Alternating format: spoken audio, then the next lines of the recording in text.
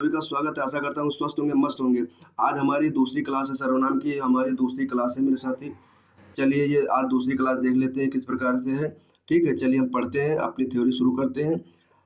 हमने कल पढ़ा था यहाँ तक और अन्य पुरुषवाचक सर्वनाम से शुरू करते हैं। अन्य पुरुषवाचक सर्वनाम हमारे ये हैं। इसकी परिभाषा है सुनने वाले या पढ़ने वाले के लिए अंतरिक्त किसी अन्य व्यक्तियों के लिए जो सर्वनाम प्रयुक्त होते हैं वह अन्य पुरुषवाचक सर्वनाम कहते हैं। वह अन्य पुरुषवाचक सर्वनाम कहते हैं। ठीक है, इसमें ये वे होते हैं, ये वे होते हैं। ठीक है, चलिए आगे बढ़ते हैं। इससे उदाहरण मिलते जुलते देख लीजिएगा।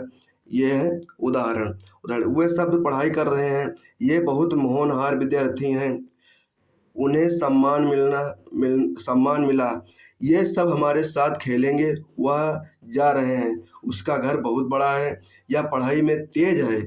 तेज ये अन्य पुरुष में आ जाएगा, ये अन्य पुरुष में आ जाएगा। ठीक है, वह मेरी कार है, वह मेरी कार है, ये निश्चयवाचक सर्वनाम में आ जाएगा। वह मुझसे मिलने आए हैं, वो मुझसे मिलने आए हैं या आएंगी। ठीक है, चलिए आगे बढ़ते हैं। देखिए निजवाचक सर्वनाम। निजवाचक सर्वनाम में क्या क्या है? निजवाचक सर्वनाम जिन सर्वनामों के लिए स्वयं अर्थ का बोध होता है उसे निजवाचक सर्वनाम कहते हैं। ठीक है, निजवाचक सर्वनाम कहते हैं। जैसे स्वयं, स्वयं, जैसे स्वयं, खुद, आप, ही, आप, अपने आप, अपने आप। उदाहरण में मैं, आप भला तो जग भला, आप भला तो जग भला, ये निजवाचक सर्वनाम के उदाहरण है। मैं खुद यह किताब लिखूंगा, मैं अपने आप खाना खा लूंगा, मतलब उदाहरण बन सकते हैं। ठीक है, और मैं स्वयं चोर हूँ, मैं स्वयं चोर को देखा, या मैं स्वयं चोर हूँ, या वह अपने आप गिर गया, वह औरों को नहीं अपने आप को सुधार रहा है। ठीक है, मतलब भावनाओं में मत बहो भाई, सिर्फ देखो कि मतलब कैसे उदाहरण बन सकते ज़्यादा से ज़्यादा। ठीक है, आपको समझना है। ठीक है, चलिए आगे बढ़ते हैं। निश्चयवाचक सर्वनाम। निश्चयवाचक सर्वनाम में क्या होता है? मतलब निश्चितता का बोध होता है। जैसे कोई निश्चित चीज़ होती है, जैसे उदाहरण में ले लीजिए, जैसे मेरा घर, या मेरा बाग, या मेरा बगीचा। ठीक है, इस प्रकार से होते हैं। और इसमें जैसे निजवाचक में इसकी परिभाषा पढ़ लीजिए आप लोग। जो सर्वनाम के किसी भी पास या दूर की निश्चित वस्तु या व्यक्ति के लिए संकेत करता है उसे हम निश्चयवाचक सर्वनाम कहते हैं। ठीक है, निश्चित का मतलब संकेत करना। ठीक होता है, चलिए आगे बढ़ते हैं। जैसे उदाहरण आप लोग देख लीजिए। उदाहरण, यह मेरा घर है, यह मेरा घर है, यह मेरा दोस्त है, यह मेरा हथियार है, यह मेरा या मेरा साथी है, वह मेरी किताब है, वह मेरी दुकान है, वह मेरी बंदूक है, वह दूर के लिए है, यह पास के लिए है, यह कहाँ जा रहे हैं, ये कहाँ जा रहे हैं वाला आप लोगों को प्रश्नवाचक में आएगा। ठीक है, आप लोगों को चौथा जो अनिश्चित सर्वनाम। कौन सा? अनिश्चित सर्वनाम है। ठीक है, चौथा देख लीजिएगा। चौथा अनिश्चित सर्वनाम है, ये अनिश्चित सर्वनाम। और इसकी परिभाषा देख लीजिएगा आप लोग।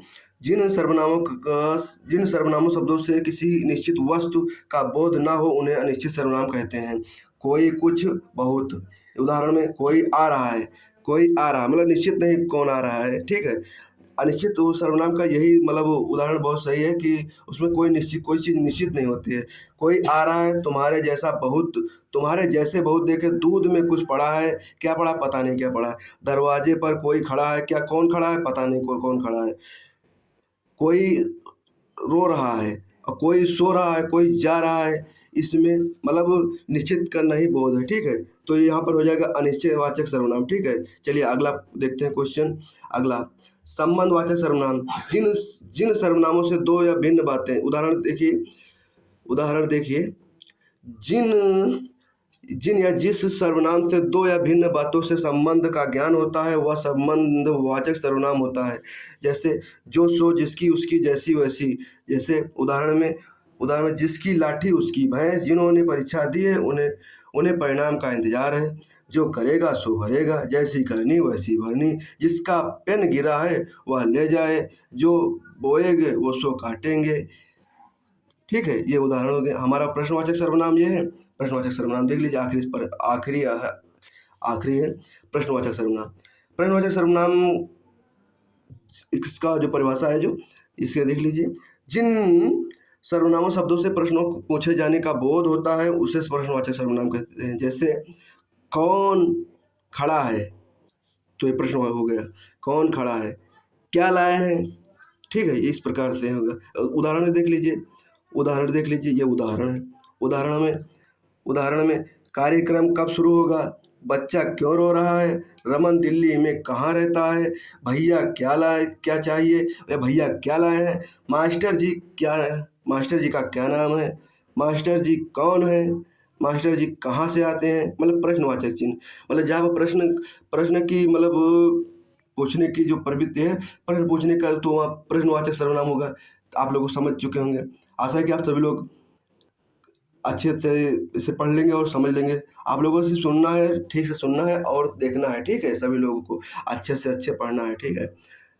तो आशा है कि सभी लोग आप ज़्यादा से ज़्यादा प्यार देंगे और ज़्यादा से ज़्यादा सपोर्ट करेंगे, ठीक है? चलिए, आगे आपकी नेक्स्ट क्लास होगी, ठीक है? आपको बता दिया जाएगा कौन सी क्लास होगी। आप सभी का धन्यवाद, बहुत बहुत धन्यवाद दोस्तों, और चैनल को सब्सक्राइब कर लीजिए और शेयर कर दीजिए और लाइक कर दीजिए। धन्यवाद दोस्तों।